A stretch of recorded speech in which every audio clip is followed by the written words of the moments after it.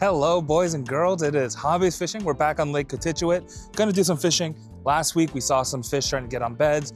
It's a nice sunny day, bluebird skies, so a little tougher conditions, but we'll figure out. The wind's blowing at least. So don't want to waste your time at the boat ramp. I don't want to waste my time at the boat ramp, so crack a cold one. Monster, sponsor me, please. And let's get at it.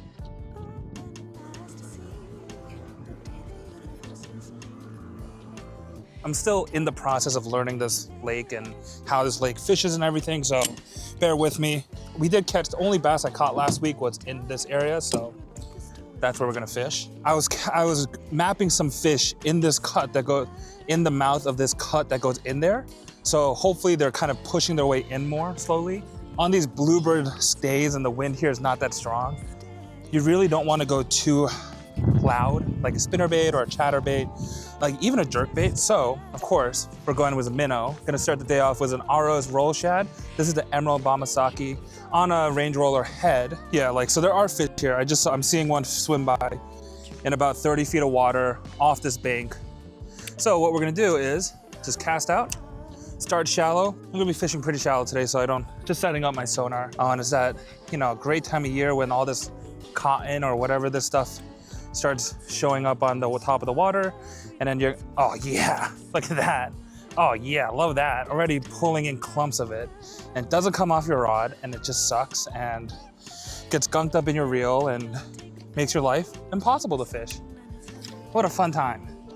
Yeah, like my casting is just suffering because my line is getting gunked up with this prime time right now.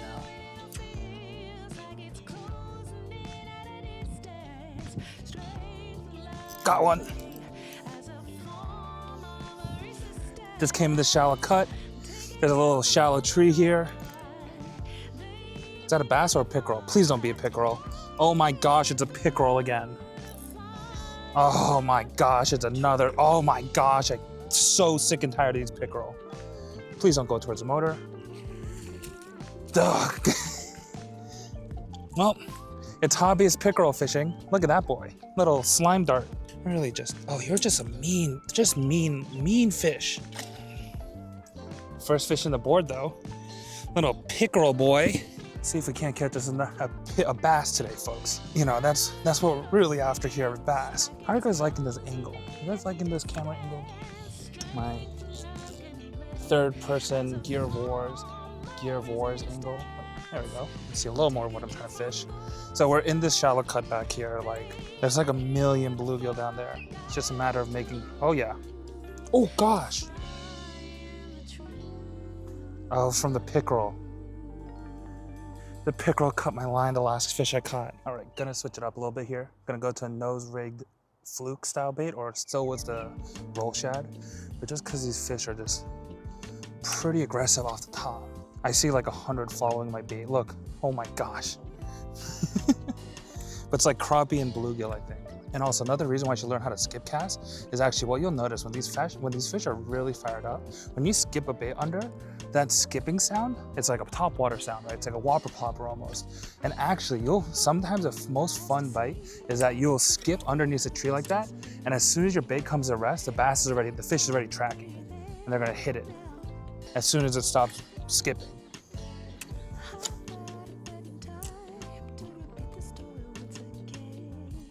Oh, I got him. Oh, we're on. Oh, the camera wasn't recording. Oh, it's a mess. Oh, it's a bass. Hello.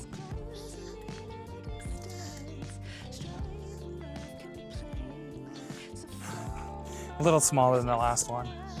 Hello. Oh, yeah. Oh yeah, we on. Alrighty. So, making a lot of casts. So there's bass in here, which is a good sign. I was getting a little worried that I was just gonna be pickerel in here, but little tiny male, probably looking for a place to put his bed. On the Aros roll shad, weightless, wacky rig hook, in the bottom of the mouth. There we go. So we know there's some fish in here. See ya, bud. All right, so it's a sign of life. It's not just pickerel. That's a good sign. They're in here, which means if we kind of work our way back out towards this deeper, it's a good way to look for these big females. They'll be hiding out a little deeper, waiting to come in to have their babies. Switched up spots again. I want to work on something that I don't fish much, which is a deep diving crankbait. I'm seeing fish in like 6 feet, 10 feet of water. So what that's telling me is, gotta try throwing a crankbait. I mean, really, it's like a shallow diving crankbait I fish a bit, like a deep diving one, or a deep-ish diving one. I'm fishing a 5XD here. Really something not in my wheelhouse. So something I want to work on, get better at. Whoa, was that a fish that just tried hitting my crank? No frickin' way. No frickin' way that was a fish I just saw on this live sonar. There's no way that was a fish. While I'm trying to get this thing down to the depth I need it to be at, try to find it on my sonar. Yeah, bunch of grass. So maybe the crankbait's not the move here, or I'm just fishing too deep of a crankbait. But you know, the thing that's nice as a crankbait is if I keep my rod up higher, I can kind of control the depth that I'm fishing this thing at. I'm gonna switch it up, lipless crank. This is a Rapala, I'm pretty sure it's a Rapala. Yep, Rapala Rip and Wrap, classic, easy to find. And I also just like this color, this like silverish shine on it. Just a nice bait fish, all around bait fish profile. But because there's grass down there, what's nice, especially why it's called a Rip and Wrap, is you're supposed to rip it out of grass, which is where it gets its name from. So if I'm pulling up this much cheese with the deep diving crank, getting that similar kind of action, where I can work it above the grass, let it fall in the grass, then rip it out, could warrant me a better option here. So wanted to work on my crankbait fishing, but I guess today we're fishing the Rip and Wrap. Switching it up a bit. I don't know why it's so hard to catch fish today. Gonna go to a little shallow diving crankbait. Work this grass a little bit. Oh. Oh yeah, hello. We found him, boys. Oh, just needed to change the game plan a little bit. Definitely better size. Hello, hello. Just had to switch the game plan up a bit. Oh yeah. And I don't think I told you what I was catching them on, so what I changed to, and I think we made the right choice. They are in the grass, but they do, oh gosh, he took that down. Can you see that down there? Megabass. Oh, Griffon. Oh, my guy. You took that down so hard. Megabass Griffon. Nice little bass in that grass. Thank you, sir. Woo! I got another. I'm on again.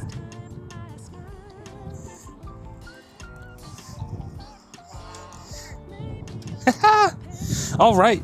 I think we broke the code today. The answer is Megabass Griffon. Yellow perch. Man, that thing took that thing down. What the heck? 2 fish in a really short time. Love to see it. Oh yeah. Oh yeah, the Griffon. Turn your drag up a little bit. All right, I think we found the pattern. Oh, what was it? It was a bass? Oh, I think we found the pattern, folks. The Griffon gets her done. There's like a mix of rock and grass here, so kind of running it through all of that stuff. And actually thinking about it now, back earlier when I had that deep diving crank on, the fish on the sonar was having a really like strong reaction to it. They were just chasing that thing down.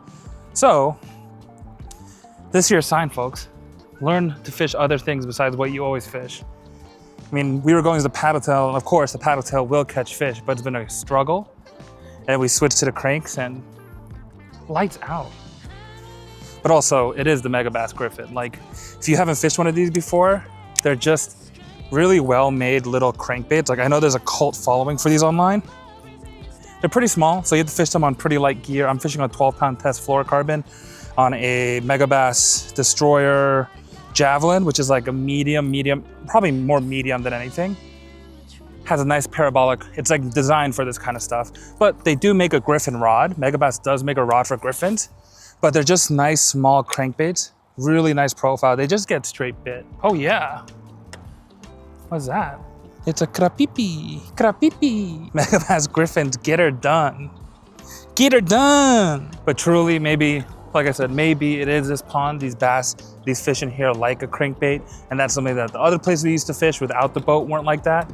But like I said, could also just be because I don't fish a crankbait.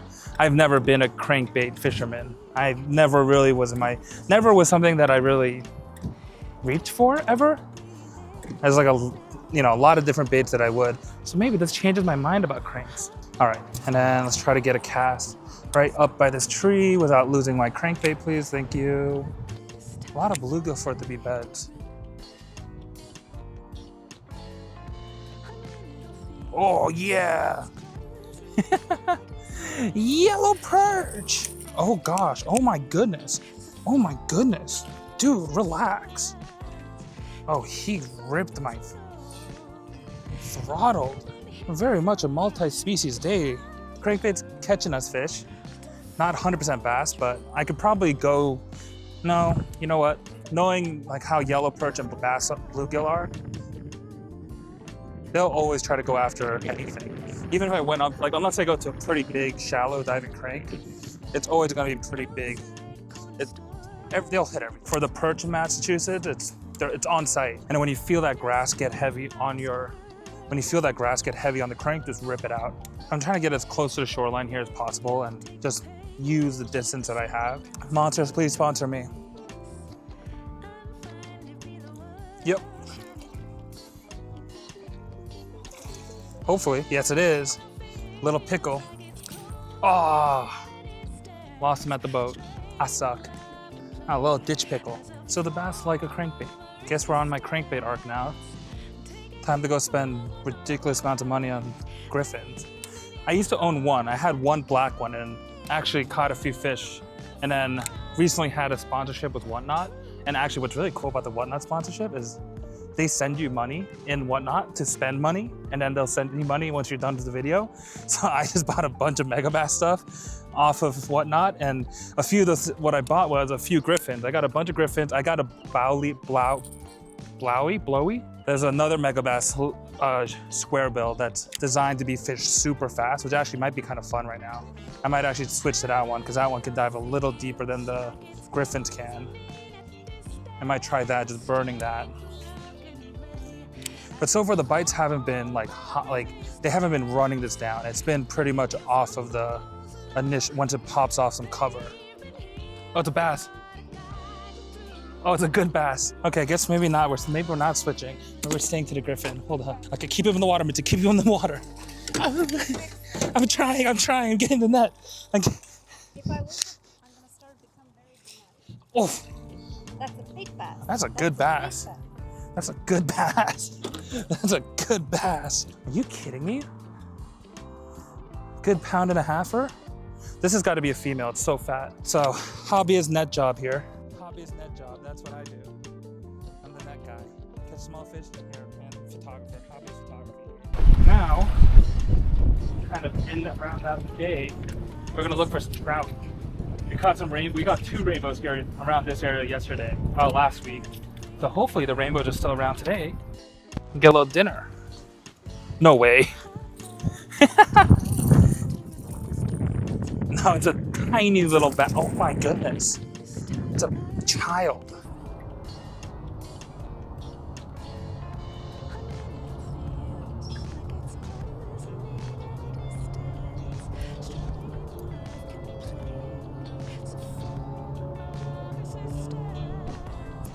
Hello.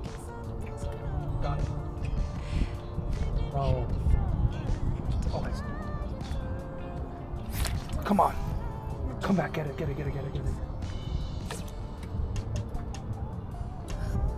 Oh no, are you kidding me? Is that rainbow? I don't know what it was, but I missed it 3 times.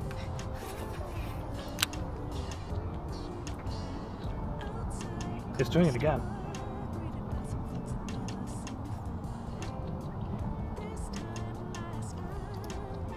Yep, I got it this time. Oh, it's a rainbow. Oh no, wait. It's a rainbow. Oh, We got it. Net. It was a rainbow. Get him. Yeah, we got dinner. We got dinner, boys. rainbow trout for dinner, boys. We in. Hopefully the sound's not too bad because my mic just died, but that's our day at Cotichuate. Good day to learn some, like, figuring out a bit more about the patterns here. Crankbait coming in clutch today. Caught a bunch of fish on the crankbait. So we're starting to piece it together. They are shallow. The bass are shallow. We also haven't caught rainbow today. Rainbow is going to be dinner. But we figure I'm starting to get an idea of what this place is about, which is good news. Which means we can start catching more fish more frequently, hopefully. But I think the big lesson from today, the big learning lesson today is, even if it's something you don't fish a lot, try to fish it. If you're not used to it and you don't think you're good at fishing it, still try it. I mean, like I said, crankbaits have never been in my wheelhouse. So the big learning lesson today is, like, crankbaits are in my wheelhouse, but that's what ended up breaking the code today. So really just try to fish everything, right? Even though you don't think you're good at it, or it's not something you prefer, it could be the thing that catches it. Bass fishing is so diverse, and that's why it's fun. And that's why it's so fun to constantly be learning to fish, because there's always new things to try. So we'll be back tomorrow. It's only Saturday, so we got 2 days of fishing. Tomorrow's going to be a beautiful day too. So hopefully tomorrow we can kind of bring the knowledge that we learned from today and really start locking down some fish and hopefully start finding some bigger fish. But see you in the next video.